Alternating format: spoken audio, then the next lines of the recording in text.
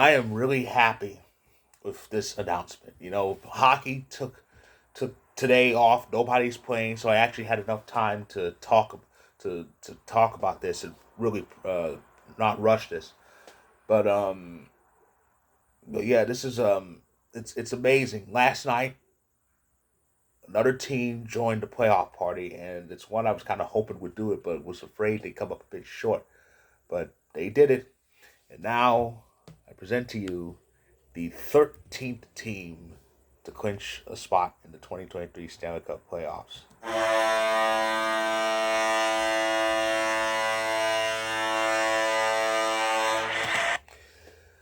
Congratulations to the Seattle Kraken for reaching the playoffs for the first time ever. It's only in only year two. In only year two, they did it, and I was kind of hoping they would, but I kind of thought I was afraid they would come up about a point or two short, but next year would be that first year. Instead, it's this year. There's no sophomore slump here. Seattle did it, and there was, to be honest, there was a lot of there was some promise in that first year. Thing is though, Vegas kind of spoiled us. They did because remember the Golden Knights debut year was that big year. They got 100 points, won division, and went all the way to the Cup final. And a lot of people, when the Kraken debut, figured, okay, they're gonna make the playoffs. No, yeah, Vegas kind of set the standards a bit too high and semi unrealistic. But but Seattle had the promise. They really did. They had a they had a good crop. They had a good crop of players. They drafted well in the expansion draft, and they also got some good free acquisitions in the free agent acquisitions. They managed to get some this year. But look at the team they got. Look, they got Jared McCann. He's just kicking ass. Um, Last year, of course, he made history. First Kraken player to score 20, and of course, he's leading the team this year with 37 goals. Um, Vince Dunn is tied with McCann for the team league in points. He's a defenseman. They got him from the expansion draft from St. Louis, and and Matty Beniers. That's the talk. That's the big talking team, Matty Beniers, because he could be the first Kraken player to take home one of the big trophies. He's a shoe in for the Calder, so I keep hearing, and he's been really showing out. He really has, and of course they got some big acquisitions in the form of over the 2 years. Jaden Schwartz, a Stanley Cup champion with St. Louis, as was Vince Dunn. Um, Yanni Gord, they got him in the expansion draft. He won those cups in Tampa. And of course, this past offseason, they got Andre Burakovsky, who has two cups of his own, including his contribution to this right here. But Burakovsky's been out for a few months now, but they've still been thriving. But yeah, what Seattle is doing is amazing, and we'll see with the result now. As far as where they're finished, where the Pacific Division is concerned, um, Vegas is locked in as a top three team, so that's happening. So yeah, Vegas locked in as a top three team.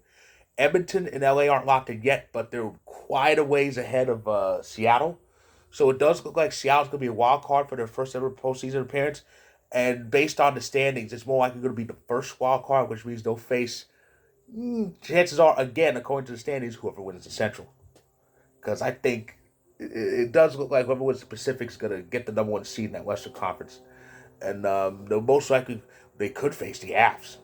Yeah, Seattle could face the Avs. They could face Dallas. They could face Minnesota. Whoever wins that Central, that's who Seattle face. But it's going to be interesting to see them and see what they do. And yeah, congratulations to the Seattle Kraken. First ever postseason appearance. They got it with their win over Arizona last night. That's all they needed was a win, and they were in. Um, and with that, like I said, 13 playoff teams are locked in. 7 from the West.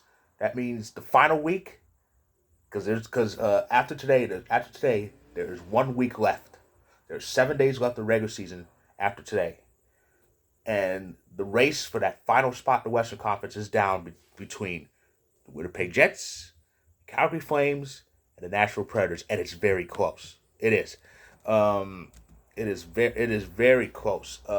Winnipeg Winnipeg right now is above that line, but barely. They and the Flames are tied at 89 points. Thing is, Winnipeg has a game in hand, and actually so does Nashville. Calgary has 3 games left. Winnipeg and Nashville have 4. Here's the interesting thing: Winnipeg, Nashville, they play each other tomorrow, and that's in Peg. So Nashville, the team that's been beat up and injured, the team that's been beat up and injured for the last month or so, they can sneak in past that playoff line if they beat Winnipeg. And judging by the looks of the standings, they got to do it. They have to do it in. I think they have to do it in regulation, because if they go to overtime and Nashville wins, that's not going to happen, because Winnipeg has both the regulation wins and the row pretty much sewn up over them.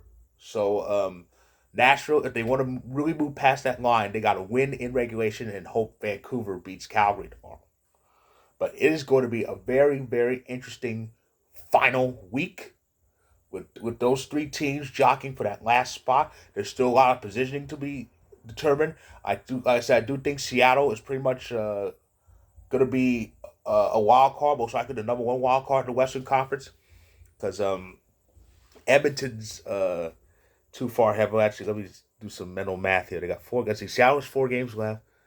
8 points. Yeah, the most they can get is 104. So Edmonton's the most points they can get is 104, and Edmonton has that regulation wins thing sewed up. So if Edmonton gets 1 more point, then the highest Seattle can hope for is 3rd place, which means they'll definitely start the road either way. But it's a playoff spot. They got it, and they're gonna drink this in. And it could lead to something more for them in later years. We don't know, but Seattle is in, and it's just amazing. So, one more time, congratulations to the Seattle Kraken, and with that, that's my congratulatory video. If you like this video, click the like button, click subscribe if you want more. My story about the Kraken will be in the description below. Check it out when you can. I'll be back most likely Sunday, because I don't think any other teams can get in. I don't think any other teams could clinch spots, because races are just too close right now. The East and West wildcard races, that's all that's left. They're just too tight. So I'll most likely be back Sunday with the final Sunday recap of the regular season. So stay tuned.